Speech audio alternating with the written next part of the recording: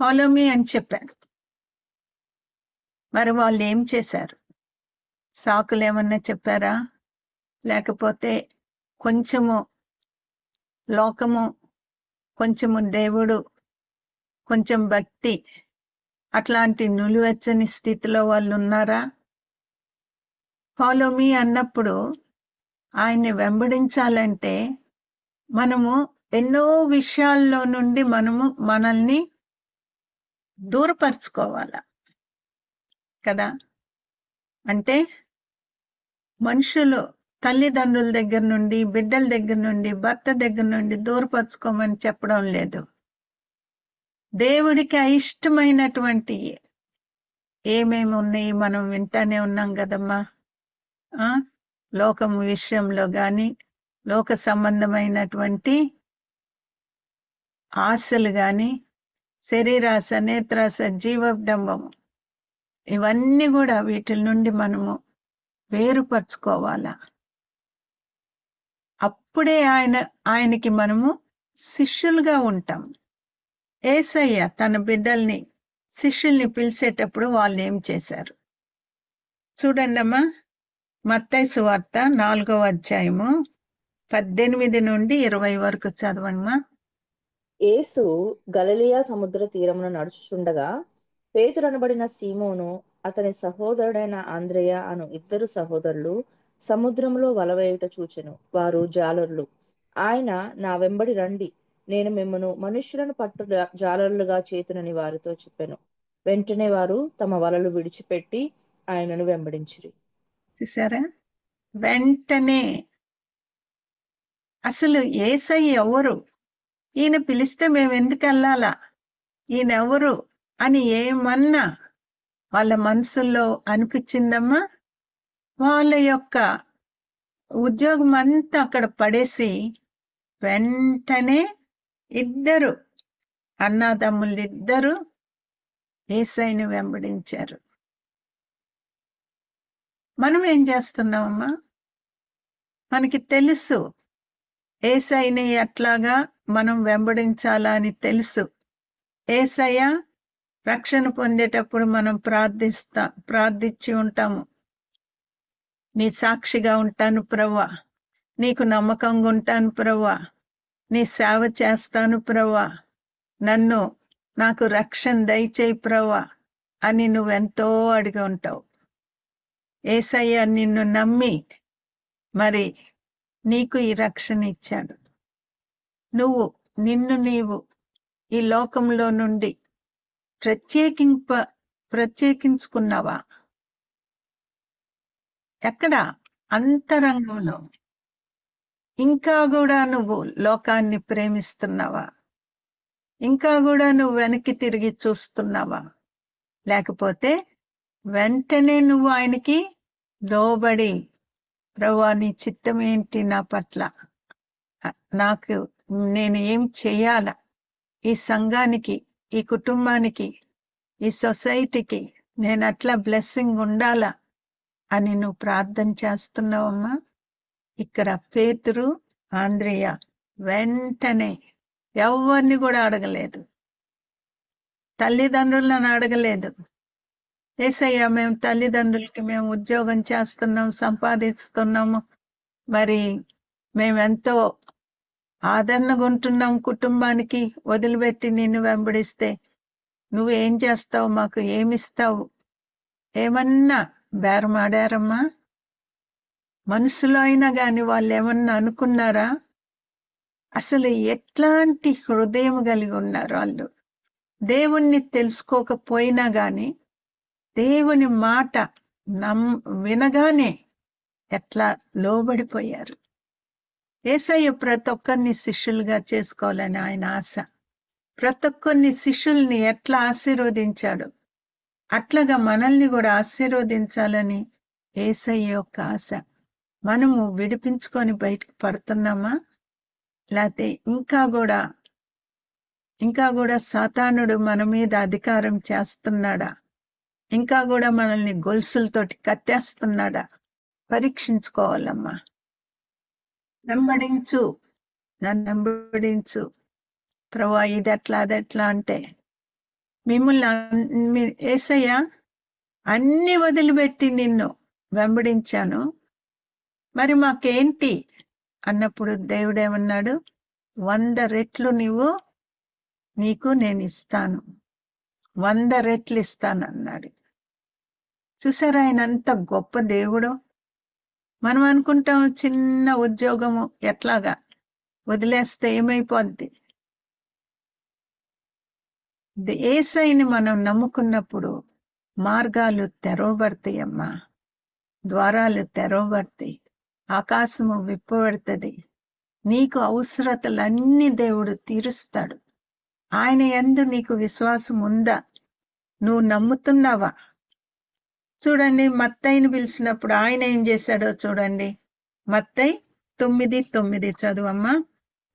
ఆ యేసు అక్కడ నుండి వెళ్ళుచు సుంకపు మెట్టునొద్ద కూర్చుని ఉండిన మత్తయి అని ఒక మనుషుని చూచి నన్ను వెంబడించమని ఆయనతో చెప్పగా ఆయన లేచి ఆయనను వెంబడించింది. వెంటనే లేచి వెంబడించాడంతే, ఇంకా వెనక్కి తిరిగి చూడలేదు. మత్తయి సుంకపు ట్యాక్స్ కలెక్టర్. మరి అన్ని తన డబ్బులు అందరి దగ్గర నుండి వసూలు చేస్తుంటాడు. ఆ ఉద్యోగం పోతే ఇప్పుడు పేతురు, ఆంద్రియ వాళ్ళు చేపలు పట్టేవారు. వాళ్ళకు యేసయ్య వద్దు అనుకుంటే మళ్ళా వెళ్ళిపోయి చేపలు పట్టడానికి వెళ్ళిపోవచ్చు, ఏ ఆటంకాలు లేవు. కానీ ఇక్కడ మత్తయికి ఒక ఉద్యోగం ఉంది, గవర్నమెంట్ జాబ్ లాగా. అది వదిలిపెట్టి వస్తే మళ్ళా నాకు యేసయ్య వద్దు అని వెనక్కి తిరిగి వెళ్ళిపోతే ఆయన్ని మళ్ళా తీసుకుంటారా? మళ్ళా ఆయనకి ఉద్యోగం అనేది ఏమన్నా ఉందా? లేదు. అంతే, ఒక్కసారి ఉద్యోగం మానేస్తే మళ్ళా ఆ ఉద్యోగం ఆయనకి దొరకదు. ఆలోచించాడా? ఎవరు యేసయ్య? నన్ను వెంబడించు అని చెప్తున్నారు. ఎందుకు? ఏంటి? ఈయన ఎవరు అని ఏ మాత్రం కూడా ఆలోచించకుండా ఎట్లాంటి విశ్వాసం అమ్మా, ఎట్లాంటి విశ్వాసం వాళ్ళకి. అట్లాంటి విశ్వాసం మనకున్నట్లయితే మనల్ని దేవుడు ఎంతగానైనా మనల్ని ఆశీర్వదించగలడు. మన విశ్వాసం ఎట్లుంది? అటు ఇటు ఊగులాడుతున్నామా ఏమా? కొంచెం అది కొంచెం ఇది అనుకుంటా ఎవరి వైపు మనం చూస్తున్నాము? ఎవరి వైపు చూడకూడదమ్మా. నేను రక్షణ పొందినప్పుడు భక్తి కలిగి ఉన్నామని చెప్పుకొంచు లోకస్తులుగా ఉన్నటువంటి వారి వైపు నేను చూసినప్పుడు నేనెప్పుడు వాళ్ళని చూస్తా ఉండేదాన్ని. అప్పుడు నేను కొత్తగా మారు మనసు పొందాను కాబట్టి వాళ్ళ వైపు నేను చూస్తుండేదాన్ని.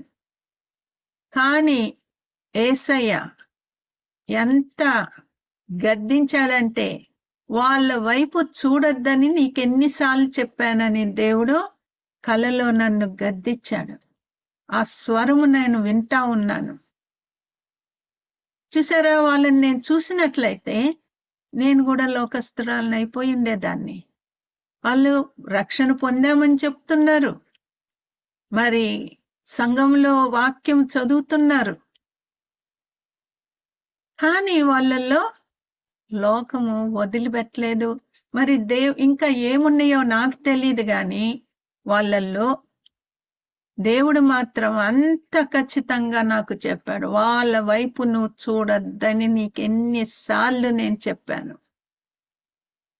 చూసారా, చూడొద్దమ్మా, నీ భక్తి నువ్వు. దేవుడేమన్నాడు? నన్ను వెంబడించు. ఎవరిని వెంబడించమని దేవుడు చెప్పలేదు. ఎవరు కూడా పర్ఫెక్ట్ కాదు, బలహీనతలు ఉంటాయి. వాళ్ళు అట్లా చేయలేదా? వాళ్ళు అట్లుంటున్నారు కదా, నేనుంటే ఏంటి? అది కాదమ్మా భక్తి. దేవుడు నీతో ఏం మాట్లాడుతున్నాడు? నిన్ను అట్లా ఉండమని చెప్తున్నాడు. వాళ్ళు కాదు నీకు మాదిరి, యేసయ్య మాదిరి. యేసయ్య గ్రంథము నీ ముందుంది, చదువు. నువ్వు నిజంగా చదివితే దేవుడు నిన్నెంతో కరెక్ట్ చేస్తాడు. నన్నెంతో కరెక్ట్ చేశాడు. ప్రతి విషయంలో యేసయ్య నాకు సహాయం చేస్తూ వచ్చాడు. నేనుగాన రక్షణ పొందామని చెప్పుకొంచు వేషధారిగా బ్రతికే వాళ్ళ వైపు నేను చూసినట్లయితే నేను కూడా ఒక వేషధారిని అయిపోయిండేదాన్ని. కానీ నేను ఏ పాటిదాన్నని దేవుడు నన్ను అంత గద్దించాడు. గద్దింపులు మనకి ఎంత అవసరమమ్మా. దేవుని బిడ్డలు గద్దించినప్పుడు వాళ్ళు చేస్తే లేదా, వీళ్ళు చేస్తే లేదా, నన్నెందుకు మాట్లాడుతున్నారు, గొనుక్కోవడము, సనుక్కోవడము. ఏమా ఇట్లాంటి వాళ్ళని దేవుడు నన్ను వెంబడించు అని చెప్పగలడా? లేదు. ఎవరి వైపు చూడొద్దని చెప్తున్నాడు. ఒకవేళ నువ్వు వాళ్ళల్లో బలహీనతలు ఉన్నా గాని ప్రార్థించు, నీకంత భారం ఉంటే గాన. అంతేగాని వాళ్ళు ఇట్లా చేస్తున్నారని నేను కూడా చేస్తే ఏంటి? స్కూల్లో నీ బిడ్డని నువ్వు స్కూల్కి పంపిస్తున్నావు. తుంటరు పిల్లలు ఉన్నారు స్కూల్లో, వాళ్ళు చదవరు. నువ్వు అంటావా ఆ పిల్లలు చదవడం లేదు కదరా, నువ్వు కూడా చదవబాక పర్వాలేదని అంటావా? ఏమా ఏమంటావు? ఆ పిల్లలు చదవకపోయినా గాని వాళ్ళు ఫెయిల్ అవుతారు కాబట్టి నువ్వు కూడా ఫెయిల్ అవుతావా? వాళ్ళతో కలిసి వాళ్ళ వైపు చూసి నువ్వు జాగ్రత్తగా ఉండు అని నువ్వు గద్దిస్తావా లేదా?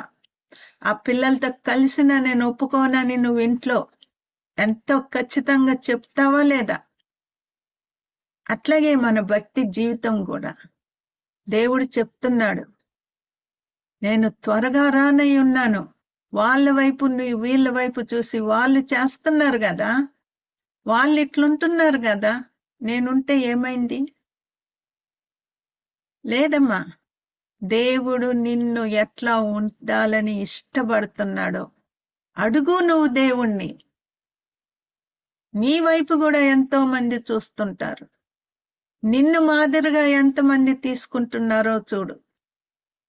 నువ్వు మాదిరికరంగా ఉంటున్నావా సంఘంలో, లేకపోతే గృహాల్లో, ఇళ్లల్లో?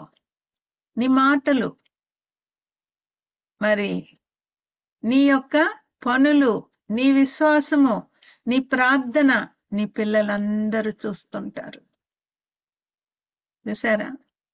ఇప్పటికీ పెద్ద అయిన తర్వాత అంటారు, మా అమ్మ విశ్వాసాన్ని బట్టి నేనెంతో నేర్చుకున్నానని. తల్లి, నీ విశ్వాసము, నీ యొక్క పరిశుద్ధమైన జీవితము, పరిశుద్ధమైన మాదిరి మొట్టమొదట నీ బిడ్డలకు అవసరము. నువ్వేం చేస్తున్నావో నీ బిడ్డలు కూడా అంతే. అంతేకాదు, డబల్ చేస్తారు. దేవునికి నేను దేవుని బిడ్డ అంటూ కూడా నువ్వు ఆ రీతిగా ఉండనట్లయితే నీ బిడ్డలు కూడా అనుకుంటారా, మా అమ్మ భక్తి భక్తి భక్తి అని చెప్పింది, ఇవన్నీ చేస్తుంది కదా, మనం చేస్తే ఏమైంది అని నీ బిడ్డలు మాట్లాడుకోవచ్చు. జాగ్రత్తగా ఉండు. జ్ఞానము గల స్త్రీ తన కుటుంబాన్ని కట్టుకొనునని ఉంది. బహుభయంకరమైన దినాల్లో మనం ఉంటున్నాము. మనం ఇంటి దగ్గర ఎంత నేర్పించినా గాని స్కూల్స్కి వెళ్ళి, కాలేజెస్కి వెళ్ళి ఫ్రెండ్స్ ఏం చెప్తారో వాళ్ళతో కలిసిపోవాలని ఆశపడుతుంటారు. వాళ్ళు ఎటెళ్తే అటు వెళ్ళిపోవడం, వాళ్ళు ఏం కొనుక్కుంటే వీళ్ళు అదే కొనుక్కోవడం, వాళ్ళు ఏం చేస్తే చూసారా, అది వాళ్ళకి ఎక్కువ అట్రాక్షన్ ఎక్కువ అయిపోతుంది పిల్లలకి. ప్రార్థనతోటి, మరి నీ సహనముతోటి, నీ ప్రేమతోటి నీ బిడ్డల్ని కాపాడుకోకపోతే సాతానుడు మింగేస్తాడు. తర్వాత మనం ఎంత ఏడ్చినా గాని కష్టమైపోద్ది. ప్రార్థించు.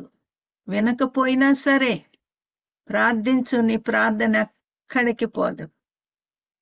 ఎంత దూరం వాళ్ళు సాతానుడు వాళ్ళని తీసుకెళ్ళినా గాని ఒక్క దినమున వాళ్ళు తిరిగి వచ్చేస్తారు. తప్పిపోయిన కుమారుడు ఎంత దూరం వెళ్ళాడమ్మా, ఎంత దూరం వెళ్ళాడు, కానీ తిరిగి వచ్చాడా? ఆ కాబట్టి మన ప్రార్థన, మన ప్రేమ ఖచ్చితంగా ఎంత దూరం వెళ్ళినా గాని తిరిగి వచ్చేటట్టుగా దేవుడు సహాయం చేస్తాడు. మరి నీ హృదయంలో దేవుడికి ఇష్టంగా నువ్వు జీవిస్తున్నావా? మత్తయి సువార్త 16వ అధ్యాయము 24వ వచనం చదువమ్మా. అప్పుడు యేసు దేవుడిని ఎట్లా వెంబడించాలా? అప్పుడు యేసు తన శిష్యులను చూచి, ఎవడైనను నన్ను వెంబడింపగోరిన ఎడల తన్ను తాను ఉపేక్షించుకొని తన సిలువనెత్తుకొని నన్ను వెంబడింపవలను. ఆ. కాబట్టి తన్ను తాను ఉపేక్షించుకొని అంటే ఏంటమ్మా? ఉపేక్షించుకొని అంటే ఎవరైనా చెప్పగలరా? తగ్గించుకొని, తగ్గించుకొని, ఇంకా పరీక్షించుకుని ఓకే తను తాను సిద్ధపరచుకొని పరీక్షించుకుని ఓకే.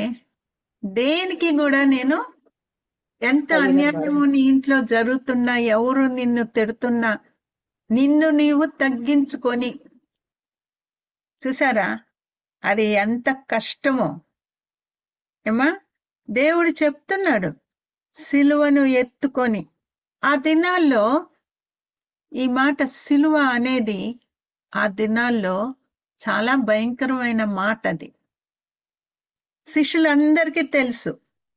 సిలువ అంటే ఏంటంటే ఆ దినాల్లో ఒక బందిపోటు దొంగ అనుకోండి, ఏం చేస్తారు? తనకి మరణ శిక్ష పడినప్పుడు తన సిలువను తను ఎత్తుకొని ఎక్కడైతే తన్ని సిలువేస్తారో, ఊరేస్తారో అక్కడి వరకు కూడా తీసుకొని వెళ్ళాలంట. తన సిలువను తను మోసుకుంటూ వెళ్ళాలంట. కాబట్టి దేవుడు నన్ను వెంబడించు, సిలువను ఎత్తుకొని నిన్ను నువ్వు ఉపేక్షించుకొని అని దేవుడు చెప్తుంటే, ఎవడైనను నన్ను వెంబడింపగోరిన ఎడల తను తాను ఉపేక్షించుకొని తన సిలువనెత్తుకొని నన్ను వెంబడింపవలను అంటే శిష్యులకి బాగా అర్థమైందంట. సిలువని ఎత్తుకొని అంటే మరణము తప్పదు మనకి. ఆ దినాల్లో రోమీలు యూదుల్ని చంపేస్తున్నారు. ఈ క్రొత్త మతం ఏంటి అని చెప్పి యూదుల్ని చంపేస్తున్నారు. శిష్యులందరికీ తెలుసు. ఏసైని వెంబడిస్తున్నాము అంటే ఏసయ్య సిలువను ఎత్తుకోమని దేవుడు చెప్తున్నాడంటే, నువ్వు సిలువ ఎత్తుకొని నిన్ను ఎక్కడైతే నిన్ను చంపేయాలనుకుంటున్నారో అక్కడి వరకు సిలువను మోసుకొని వెళ్ళు, నీ సిలువను నువ్వు మొయ్యి అని దేవుడు చెప్తున్నాడు. ఇది అది అని అనద్దు. ఉపేక్షించుకో, తగ్గించుకో, అన్నిటికీ ఒప్పుకో. ఏమి తప్పు చేస్తున్నా, ఏమి నిందించినా. అట్లాగే ప్రతి శిష్యుణ్ణి కూడా యోహాను ప్రకటన రాసినటువంటి యోహాను తప్ప అందరు కూడా హతసాక్షులైపోయారు. ఆఖరికి ఆ సౌలు కూడా, సౌలు పౌలుగా మారిన పౌలును కూడా వాళ్ళు చిత్రహింస చేసి ఆయన్ని చంపేశారు. చూసారా? దేవుడు చెప్తున్నాడు, నిన్ను నీవు ఇంతగా. మరి ఈ దినాలు మనం చూస్తున్నాం కదమ్మా, క్రైస్తవులకి ఎట్లాంటి హింసలు వస్తున్నాయో మనం చూస్తున్నాం కదా. సిద్ధపడుతున్నామా? ఎప్పుడు ఏం జరుగుద్దో మనకి తెలీదు. ఎవరొచ్చి ఎట్లా నిందించి ఎట్లా జైల్లో వేస్తారో తెలీదు. అట్లాంటి దినాల్లో ఉంటున్నాము. యేసయ్య చెప్తున్నాడు, నీ సిలువను ఎత్తుకొని నువ్వు మోసుకొని వెళ్ళు. ఇంకా ఇప్పుడు 9:23 చదువమ్మా. లూకా. మరియు ఆయన అందరితో ఇట్లనను, ఎవడైనను నన్ను వెంబడింపగోరిన ఎడల తన్ను తాను ఉపేక్షించుకుని ప్రతి దినము తన సిలువను ఎత్తుకొని నన్ను వెంబడింపవలను. ఏంటమ్మా? ప్రతి దినము, ప్రతి దినము. చూసారా?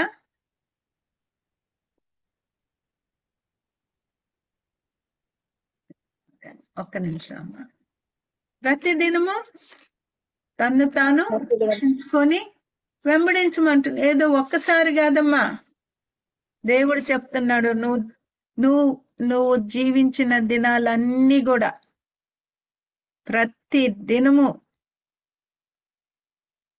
తన్ను తాను ఉపేక్షించుకొని ప్రతి దినము తన సిలువనెత్తుకొని నన్ను వెంబడింపవలెను.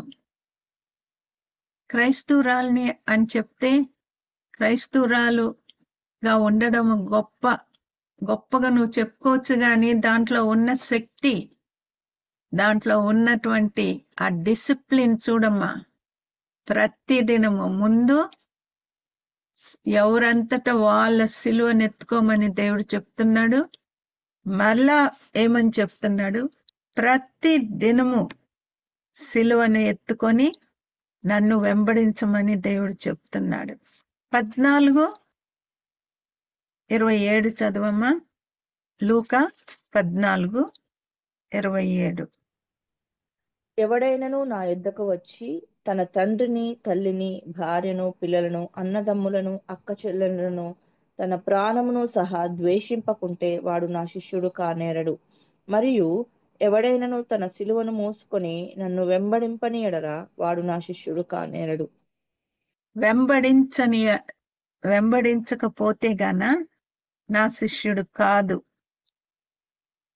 ఎవడైనను తన సిలువను మోసుకొని నన్ను వెంబడింపని ఎడల వాడు నా శిష్యుడు కానేరడు. ఏదో ఈజీ లైఫ్ కాదమ్మా. క్రిస్టియన్ లైఫ్ అంటే ఏదో సులువుగా మనము కాలం గడిపేస్తున్నాం. మనకిప్పుడు అట్లాంటి ఏమీ లేవు. చాలా సులువుగా మనము కాలం గడిపేస్తున్నాం. కష్టాలు లేవు, అట్లాంటి భయం లేదు. అమ్మో, రోమీలు సోల్జర్స్ ఎప్పుడొచ్చి మనల్ని అరెస్ట్ చేస్తారా అనేది ఏమీ లేదు. కొన్ని స్థలాల్లో క్రైస్తవుల్ని అరెస్ట్ చేస్తున్నారు. అది ఎప్పుడు వస్తుందో తెలీదు మనకి.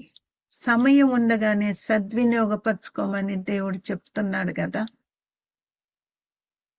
సరేలే, వచ్చినప్పుడు చూసుకోవచ్చు అని నువ్వు అనుకుంటున్నావా? ఏమ్మా, ఇప్పుడు నుండే నువ్వు దేవుడి సన్నిధిలో నువ్వు సిద్ధపడకపోతే అప్పుడు నువ్వు దేవుడి కొరకు నిలబడగలవా? ఏమ్మా, అప్పుడు నిలబడగలవా? లేదు. అందుకనే దేవుడు మనకి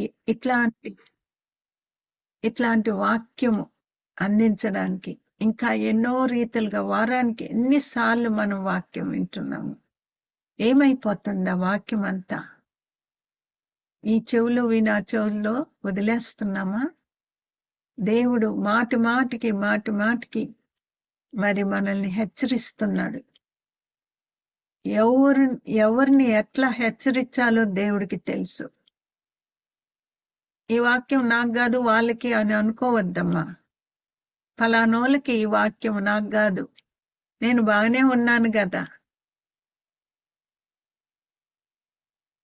సుంకరి ప్రార్థన నేర్పుమయ్యా అని మనం ప్రార్థన చేస్తుంటాం, పాడుకుంటుంటాము. పరిసయ్యుడు వచ్చి ఏమన్నాడు?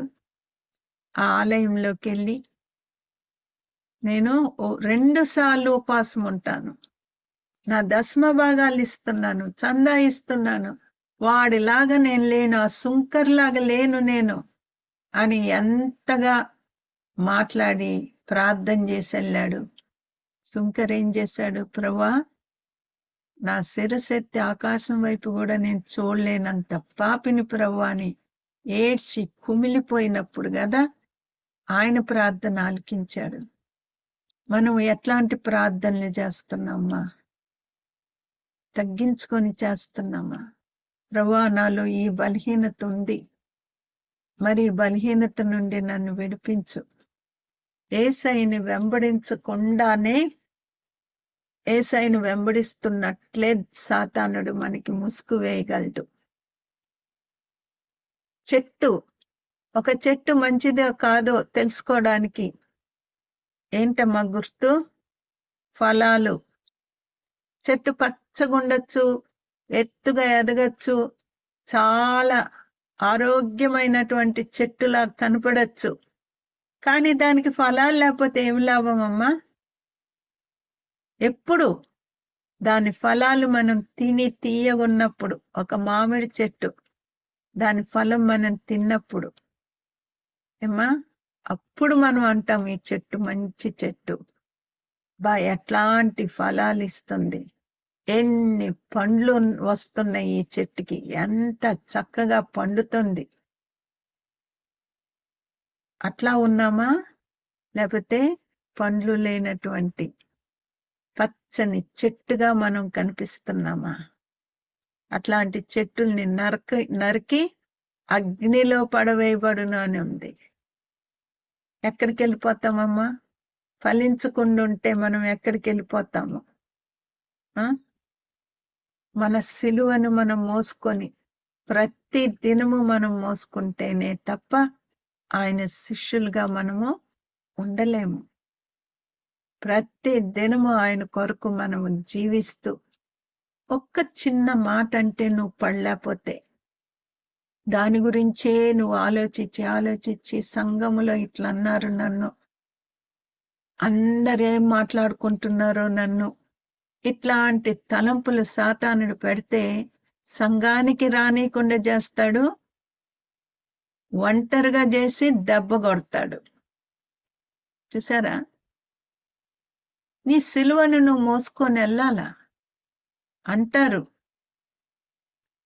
అనుకుండా ఉంటారా? మాటలు అనుకుండా ఉంటారా? గుసగుసలు ఆడకుండా ఉంటారా? అవన్నీ నువ్వు పట్టించుకుంటా ఉంటే ఆత్మలో నువ్వు ఎదగలేవు. అది కాదు, దేవుడు నీ గురించి ఏమంటున్నాడు అది ముఖ్యము. మనుషులు నీ గురించి ఏమనుకుంటున్నారు అది ముఖ్యం కాదమ్మా. ఒకసారి నిన్ను హెచ్చిస్తారు, ఒకసారి నిన్ను పడగొడతారు. అది కాదు ముఖ్యం మనకి. దేవుడైతే ఆయన ప్రేమ కలిగిన దేవుడు, కనికరము కలిగిన దేవుడు, న్యాయం తీర్చే దేవుడు. ఆయన మనల్ని ఇష్టపడితే చాలు, ఆయన దృష్టికి మనం యథార్థంగా ఉంటే చాలు. నిన్ను అనొచ్చు, ఎన్నో మాటలు అనొచ్చు. అసలు ఒక్కొక్క మాట అంటుంటే హృదయము ఎంత నొచ్చుకుంటది. ఆ అగ్ని బాణాల్లాగా హృదయంలోకి వెళ్ళిపోతాయి. చిన్న మాట. ఏది విశ్వాసం అనే డాలేదమ్మా? దేవుడు చెప్తున్నాడు, నువ్వు నన్ను ఫాలో అవ్వాలంటే నీకు ఒక యూనిఫామ్ ఉంది, అది మీరు చదువుకోండమ్మా. ఎఫెసీయులకు రాసిన పత్రిక 6వ అధ్యాయంలో ఉంది ఆ యొక్క యూనిఫామ్. మనం పోరాడినది అంధకార చీకటి శక్తులతోటి కదా. కాబట్టి ఇక్కడ నీ నడుముకి సత్యమని దట్టి కట్టుకో, పాదములకు సమాధానం. అది 6, 14, 15 చదువుతున్నానమ్మా. 16 చదువమ్మా. ఇవన్నీ కాక విశ్వాసమును డాలు పట్టుకొనుడి, దానితో మీరు దుష్టుని అగ్నిబాణములన్నిటినీ ఆర్పుటకు శక్తిమంతులవుదురు. చూసారా? మామూలు బాణాలు కాదమ్మా, సాతానుడు వేసేది అగ్ని బాణాలు అంటే ఒక బాణము గుచ్చుకుంటేనే కష్టము. అది అగ్నితోటి కాల్చబడి బగబగమని మండుతూ వస్తాయి అంట శోధనలు. నీ హృదయంలోకి అట్లా గురి చూసేస్తాడు. అప్పుడు నీకేముండాలా? విశ్వాసం అనే డాలు ఉండాలా నీకు. ఉందమ్మా? ఆ డాలు లేకపోతే చిన్న మాట అన్నా నువ్వు తట్టుకోలేవు, కృంగిపోతావు. ఇట్లన్నారు అట్లన్నారని 10 మందికి చెప్తావు. నేనే నీతిమంతురాలని ప్రూవ్ చేసుకోవడానికి చూస్తావు. యేసయ్య ఎప్పుడన్నా చూశాడమ్మా అట్లాగా? చూడలేదు. మనం ఇవన్నీ ఆయన వాక్యము చదివేటప్పుడు ఆయన ఎట్లాగా సేవ చేశాడు, ఏ రీతిగా చుట్టూరు శత్రువులు లేకుండా ఉన్నారమ్మా యేసయ్య. పరిసయ్యులు, శాస్త్రులు ఎన్ని మాటలు, ఎంత ఆయన్ని అవమానించాలని చూశారు. ఆఖరికి పట్టలేకపోయారు. ఆయన అందరిని అట్రాక్ట్ చేస్తున్నాడు. ఆయన వెంబడి వెళ్ళిపోతున్నారు అందరూ. ఇంకా మన స్థితి ఏమైపోద్ది అని చెప్పి ఎట్లాగైనా ఇన్ని చంపేయాలనే కాడికి వచ్చారు. చూసారా? ఏమన్నా తప్పుందా? ఏమన్నా పాపం ఉందా యేసయ్యలో? లేదు. కానీ ఎంత ద్వేషింపబడ్డాడో ఆలోచించమ్మా. మనం కూడా వాక్యంలో ఏముంది? లోకము మిమ్మల్ని తెలియదు కాబట్టి మిమ్మల్ని కూడా ద్వేషిస్తారు అని ఉంది వాక్యంలో. చదువు అమ్మా, మోకరిచ్చి చదువు. నువ్వు మోకరిచ్చి చదవగలిగితే వాక్యము నీకు బాగా అర్థమవుద్ది. నువ్వు యవనంలో ఉన్నప్పుడే నువ్వు వాక్యాన్ని ఎక్కువ చదివి ధ్యానించినట్లయితే నీ వృద్ధాప్యంలో దేవుడు నిన్ను కాపాడుతాడు, నీ బిడ్డల్ని కాపాడుతాడు. అకస్మాత్తు మరణాలు ఉండవు. చూసారా ఎట్లా ఉంటున్నాము? దేవుడు చెప్తున్నాడు తన శిష్యులకి, ఆ దినాల్లో తన శిష్యులకి ఫాలో మీ అని చెప్పాడు, నన్ను వెంబడించు అని చెప్పాడు. ఈ దినాల్లో మనకి చెప్తున్నాడు, నన్ను వెంబడించు, సిలువనెత్తుకో. ప్రతిరోజు నిన్ను నీవు ఉపేక్షించుకో. ఏ విషయంలో కూడా నేను గొప్ప అని ముందుకు రావద్దు. అది కూడా దేవుడు చెప్తున్నాడు. ఏ విషయంలో కూడా నేను గొప్పదాన్ని, గొప్ప నేనుండాలా, నాకు చెప్పాలందరూ కాదమ్మా. నిన్ను నువ్వు ఉపేక్షించుకున్నప్పుడు ఉన్నతమైన మెట్టులో దేవుడు నిన్ను పెడతాడు. ప్రార్థన చేసుకుందామా? పరిశుద్ధమైన తండ్రి, ప్రేంగల ప్రభువా, ఈ దినమున మీరు నాతో మాట్లాడారు, ఈ బిడ్డలతో మాట్లాడారు. నేనెంతో సరి చేసుకోవాల్సింది ఉంది ప్రభువా. నా దయగల తండ్రి, ఎక్కడ కూడా మనుషులు ఏమనుకుంటున్నారు, మనుషుల్ని మెప్పిద్దామా అనేటువంటి భక్తి వద్దు ప్రభువా. వేషధారణ భక్తి అయిపోద్ది. ఎంతమందినని మేము మెప్పించగలము? నా దయగల తండ్రి, మేము ప్రభువా మిమ్మల్ని మెప్పించే భక్తి, బలా నమ్మకమైన దాసురాల నా యొక్క పరలోకంలోకి నువ్వు ఎంటరావు అని చెప్పేలాగున మేము ప్రభువా మీ వైపుకే చూడ్డానికి సిలువను, ప్రభువా అంత భయంకరమైన సిలువ ఎవరికి లేదు. ఆ చిన్న చిన్న మాటలు ప్రభువా, అత్తే మామే లేకపోతే బంధువులే ఏదో ఒకటి అనొచ్చు, వాళ్ళని మేము తృప్తిపరచలేము ప్రభువా. వాళ్ళకి తగ్గట్టుగా మేము జీవించలేము. మీకు తగ్గట్టుగా జీవించడానికి సహాయం దయచేయండి. నా దయగల ప్రభువా, వచ్చిన ప్రతి బిడ్డని మీ గాయబడిన హస్తంతో ఆశీర్వదించమని అడుగుతున్నాము. నిర్లక్ష్యంగా ఉండని ఎద్దు ప్రభువా, ఎంతో పోగొట్టుకుంటున్నారు. నా దయగల తండ్రి, స్వనీతి అనేటువంటి భక్తి నుండి విడిపించండి ప్రభువా. నీ పాదాల దగ్గర కూర్చొని నేర్చుకోవాలా తండ్రి. ఒక్కొక్కరిని రానటువంటి వారిని, ఇళ్లలో ఉన్నటువంటి వారితో మీరు మాట్లాడండి తండ్రి. ఉద్యోగాలు చేస్తూ కూడా కొంతమంది అటెండ్ అవుతున్నారు. అందుకొరకై మీకు స్తోత్రములు. నా దయగల ప్రభువా, ప్రతి బిడ్డని మీరు దర్శించమని అడుగుతున్నాను. మేము మీ శిష్యులుగా ఉండడానికి, మిమ్మల్ని పూర్తిగా మేము వెంబడించడానికి కృపనీయమని ఈ బీద ప్రార్థనని సన్నిధికి చేర్నిమ్మని క్రీస్తు పుణ్య నామమున వేడుకొని ప్రార్థిస్తున్నాను తండ్రి. ఆమేన్.